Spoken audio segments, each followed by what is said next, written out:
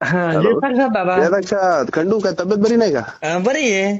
बरी आहे ना. अच्छा, अरे नगरला तुझी पोरं गेलीत का काही परीक्षेला? हा हा हा, तिथं परीक्षक कोण आहे माहिती का आता?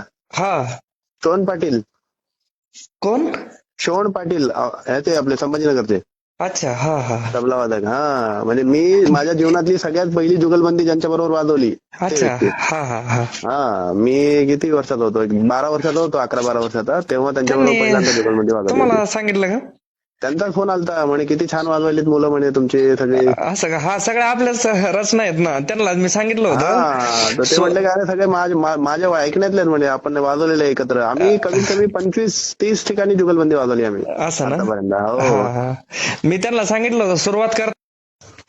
हा बोला त्यांच्यासोबत सर सोबत. हा दे दे. नमस्कार नमस्कार. सर नमस्कार. हो तो म्हणजे हिऱ्यासारखे तुम्ही विद्यार्थी तयार करायला लागलेत. क्या बात आहे. हो दादांचा म्हणजे आलता माझी फोन मला.